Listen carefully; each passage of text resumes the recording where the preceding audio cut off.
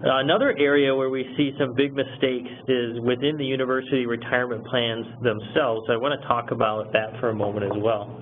In order to understand how these mistakes can happen, it's important to understand how we arrived at today's environment.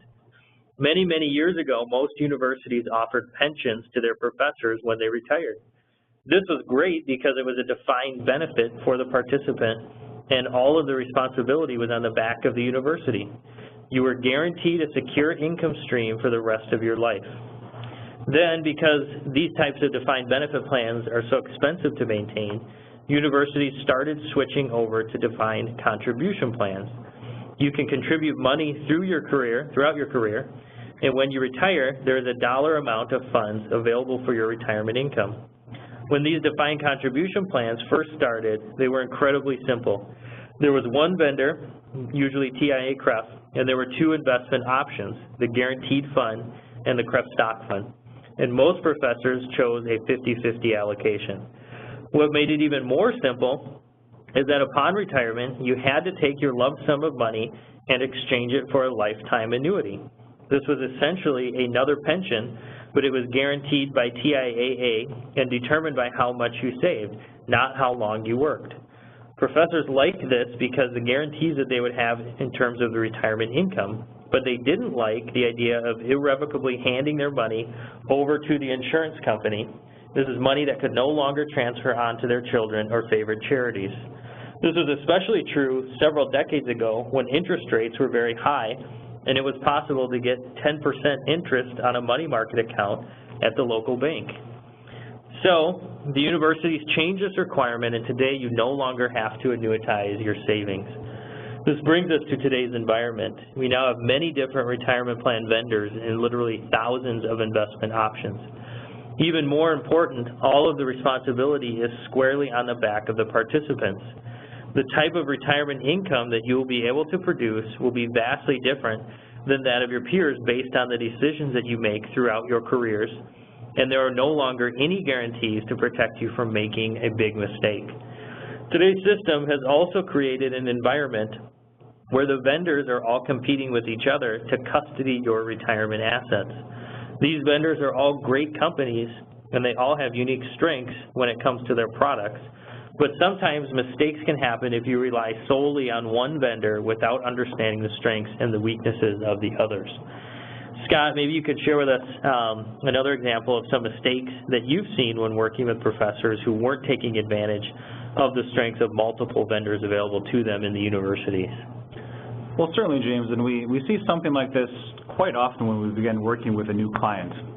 So this can happen at almost any university across the country. We'll have a client that maybe doesn't realize they even have retirement plan options beyond the required plan that they contributed to upon beginning employment. Others will have started contributing 20 or 30 years ago to a plan and not realize that they can open and contribute to multiple vendors or custodians if they would like through a supplemental 403B plan or even through a 457 plan. But doing this, will add complications. It's hard enough to decide where to invest at Fidelity, for example, who can have hundreds of different investment options. But what do you do if you have retirement plan money and accounts with Fidelity, with Vanguard, and with TIAA-CREF? Coordinating those accounts can be quite difficult. The solution, if you're just working with someone from, for example, Fidelity, is to say, let's consolidate all of those assets into the Fidelity plan, and then we can invest from there.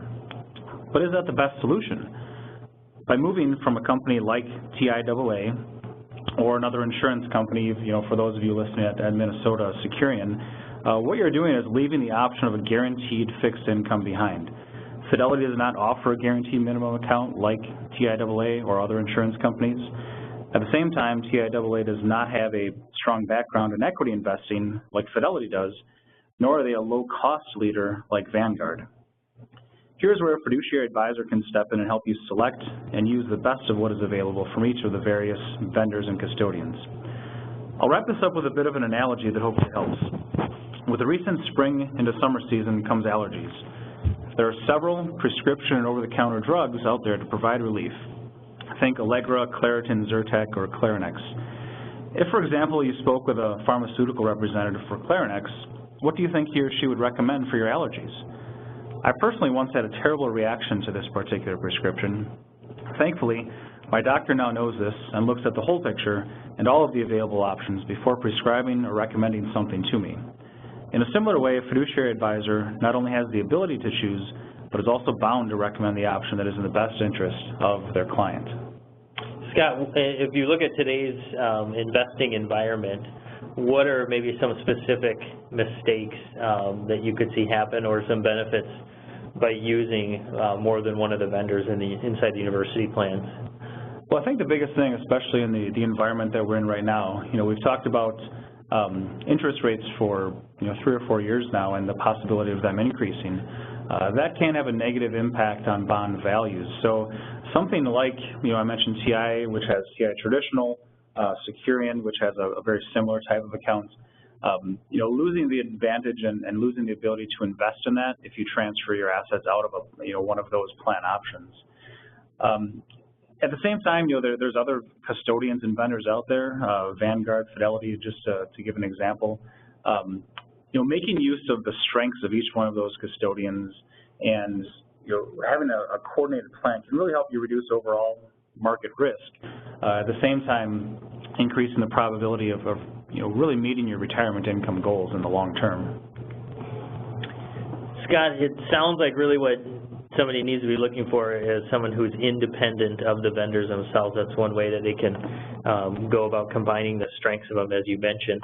A follow-up question, though, I have is, I know in a lot of the communities at the universities that we work with, there are many, many independent advisors that are open to helping university faculty members. We often hear, though, the term rollover, where a professor might be approached to take their money out of the university system and roll it over with a local brokerage firm or advisor. What might motivate an advisor to mention this, and what would be the benefits or the concerns with doing that? Well, I think I'll explain that with another story if I can. John was a new client of ours at one of the universities that we work with. And a few years before we met, he had completed a rollover out of his university 403B plan to an IRA with a local brokerage firm. As I mentioned, James, at the time he wanted to have additional investment options. He also wanted someone independent of the university 403B plan to work with and to provide him advice. And all of this makes sense. Perhaps some of you listening today have done this as well. But like many professors, John is planning to work well past the age of 70. We often joke with our clients that professors never really do retire. At any rate, John was 68 when we met. We talked about the tax impact of having the assets outside of the university plan in the IRA. If the assets were to remain there, they would be subject to something called the required minimum distributions upon John reaching his age 70 and a half. This would add taxable income for John that he did not need, as his employment income would continue. Thankfully, we met in time to complete a transfer of that IRA back into the university plan. Keeping in mind that assets held in an employer plan are not subject to those required minimum distributions until the person is fully retired from that particular employer. Clearly, the advisor from the local brokerage firm was not happy about this. His relationship and compensation were tied to this IRA that was held by the firm that he worked for. I'm certain he never would have recommended the same advice to transition that IRA back into the university retirement plan. This plan saved John thousands of dollars in taxes on his $500,000 IRA just in that first year alone. Needless to say, John was pretty happy